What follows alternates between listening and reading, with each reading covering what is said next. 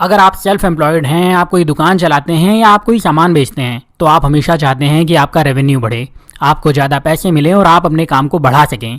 अब सवाल ये आता है कि इस रेवेन्यू को बढ़ाना कैसे है। तो उसका जवाब है आपको अपने कंफर्ट जोन से बाहर निकलना होगा। आपको अपने काम को एक बिजनेस की तरह प्लान करना होगा और आपको अपने प्रोडक्ट्स को, अपने सामान को अपने शहर या एरिया से बाहर निकलकर देश और दुनिया के कोने कोने में पहुंचाना होगा। अब सवाल आता है कि ये करना कैसे है, तो आज हम उसी बारे में बात करेंगे और आज मैं आपको ये बताऊंगा कि आपको अपने छोटे काम, छोटी दुकान या धंधे को एक बड़े बिजनेस में कैसे बदलना है। साथ ही मैं आपको कुछ ऐसे बिजनेसेस के बारे में भी बताऊंगा जो इस बात का एग्जाम्पल है कि कोई भी बिजनेस बड़ा हो सकता है। एक सवाल ये भी है कि अपने सामान को देश दुनिया के हर कोने में पहुंचाना कैसे है और कैसे बिना परेशानी, बिना किसी रुकावट के अपने बिजनेस को बड़ा करना है। तो उसके लिए मैं आपको शिपयार्डी के बारे में कुछ बातें बताऊंगा जिसकी मदद से कोई भी छोटा बिजनेस अपने पंख फैला सकता है और अपने बिजनेस को देश और दुनिया के कोने कोने तक फैला सकता है। अब बात करते हैं आपको अपने बिजनेस को बड़ा करने के लिए करना क्या है। तो अपने छोटे धंधे को बड़ा करने के लिए सबसे पहले आपको अपने बिजनेस में पैसे को मैनेज करना होगा। यकीन जानिए, बिना पैसे को मैनेज करे आप अपने बिजनेस को बड़ा कर ही नहीं सकते। आमतौर पर आपको कई लोग बिजनेस की बात करते हुए पैशन फॉलो करने के लिए कहेंगे, बेस्ट प्रोडक्ट की बात कहेंगे, बेस्ट सर्विसेज की बात करेंगे, लेकिन पैसे की बात छोड़ देते हैं। ये बाकी सब चीजें जरूरी हैं, लेकिन यकीन जानिए अगर आप पैसे की बात को छोड़ देते हैं तो आपके लिए अपने बिजनेस को बड़ा करना नामुमकिन हो जाएगा। आपको इस बात को समझना होगा कि बिजनेस और पैसा एक दूसरे के पर्यायवाची हैं और अगर एक नहीं बढ़ेगा तो दूसरा भी नहीं बढ़ सकता। यही वजह है कि आपको अपने बिजनेस को बड़ा करने के लिए अपने बिजनेस के पैसे को मैनेज करना होगा और इस पैसे को बढ़ाना भी होगा। अब सवाल आता है कि अपने बिजनेस में पैसे को मैनेज कैसे करना है। तो इस बारे में मैंने पहले भी वीडियो बनाए हैं, लेकिन यहाँ शॉर्ट में एक बार फिर से समझा देता हूँ। सबसे पहले तो ये समझ लीजिए कि आपके पास में चाहे 100 एम्प्लॉय हों या इस वक्त आप अकेले ही अपने बिजनेस के लिए काम कर रहे हो, आपको खुद को अपने बिजनेस का एम्प्लॉय मानकर चलना होगा।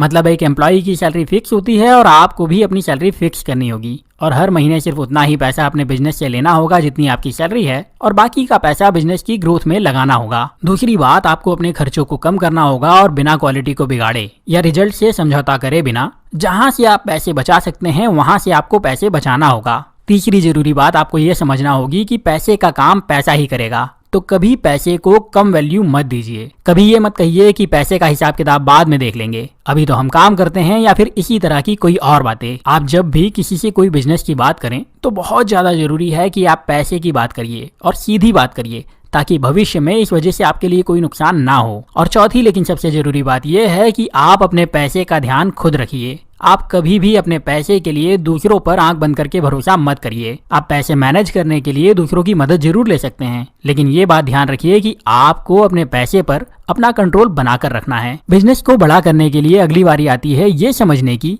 कि आपके बिजनेस की कोई अपर लिमिट नहीं है। आमतौर पर बहुत से छोटे बिजनेस इसलिए बड़े नहीं हो पाते क्योंकि वो अपने बिजनेस के लिए एक लिमिट बना लेते हैं। वो ये मानकर चलते हैं कि उनके बिजनेस में एक लिमिट तक ही ग्रोथ हो सकती है या उनका बिजनेस एक लिमिट के आगे बढ़ नहीं सकता। यकीन जानिए ये ओपिनियन सबसे बड़ा झूठ है और आपको इस झूठ पर बिल्कुल भी भरोसा नहीं करना चाहिए।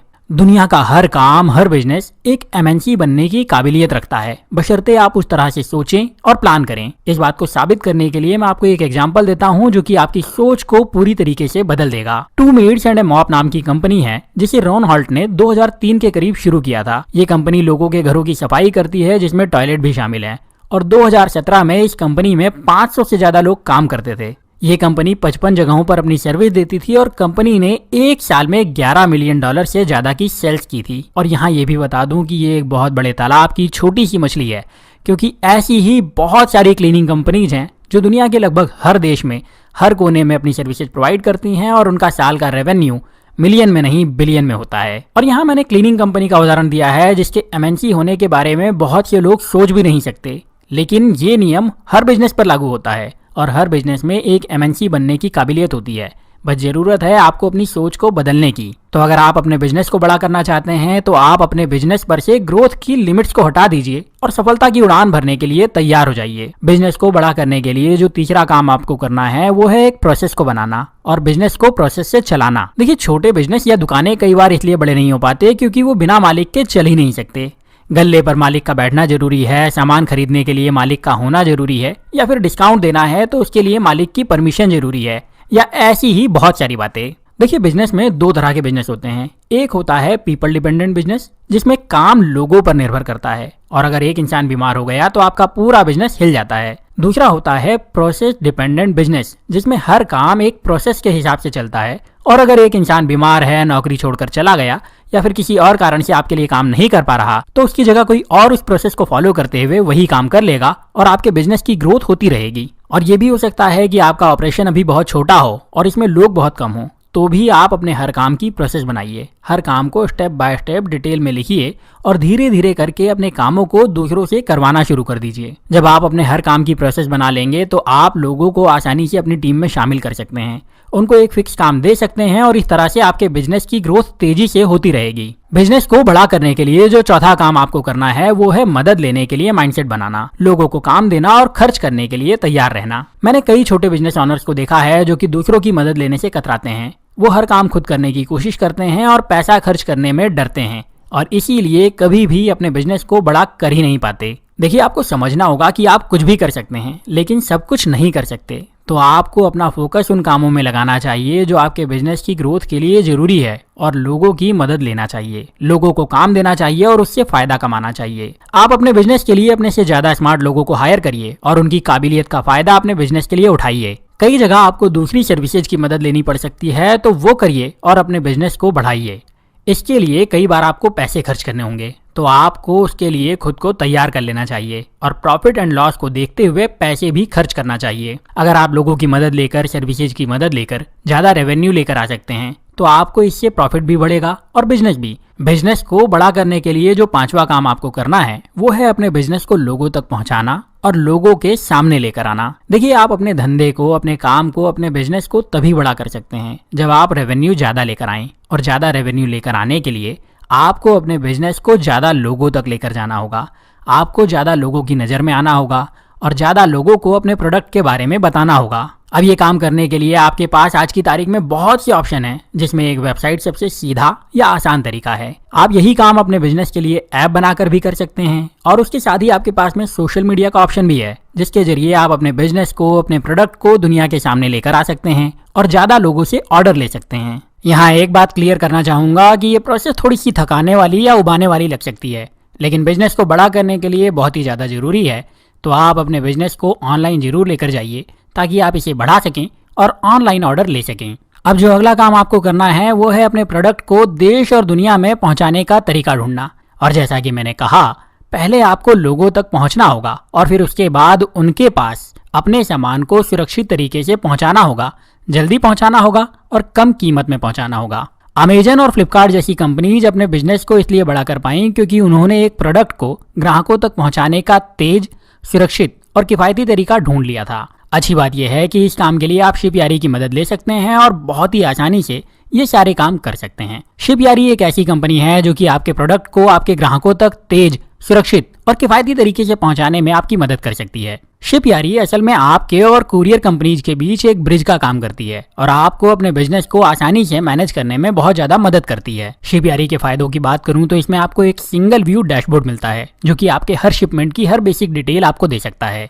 इसका एक फायदा ये भी है कि कंपनी का टाई अप अलग अलग कुरियर कंपनी से है, लेकिन आपको प्राइस की चिंता नहीं करनी है क्योंकि इनकी प्राइस हर कंपनी के लिए एक जैसी है। जैसा कि मैंने कहा, आपको अपने प्रोडक्ट को ग्राहकों तक तेजी से और किफायती तरीके से पहुंचाना होगा, तो शिपयारी के जरिए आप एयर या सरफेस ऑप्शन को चुनकर कीमत और स्पीड को डिसाइड कर सकते हैं।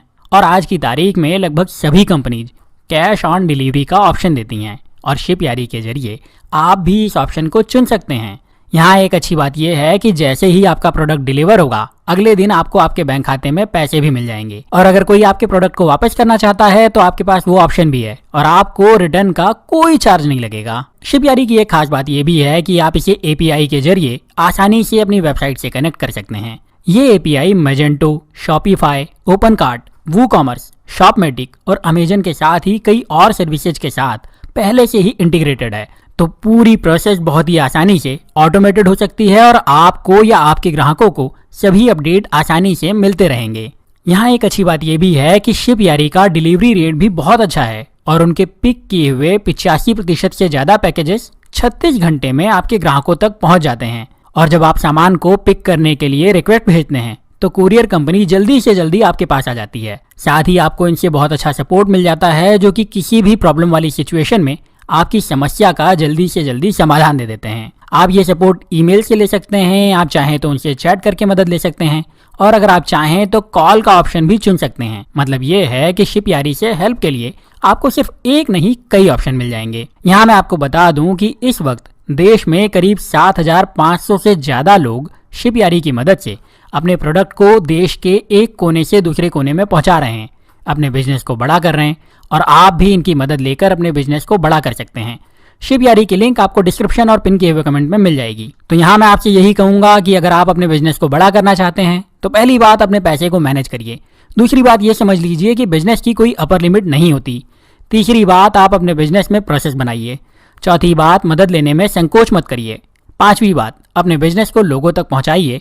और छठी बात, अपने सामान को ग्राहकों तक जल्दी, किफायत से और सुरक्षित तरीके से पहुंचाने का रास्ता ढूंढ लीजिए। और जैसा कि मैंने कहा, इस छठी प्रॉब्लम के लिए शिपयारी आपकी मदद कर सकती है, तो आप उनकी मदद लीजिए। लिंक आपको डिस्क्रिप्शन और पिन किए हुए कमेंट में मिल ही जाएगी। उम्मीद करता हूँ आपको वीडियो अच्छा लगा होगा। कैसा लगा मुझे लाइक और कमेंट करके जरूर बताइए।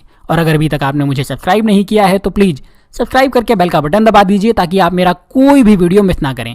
Thank you very much.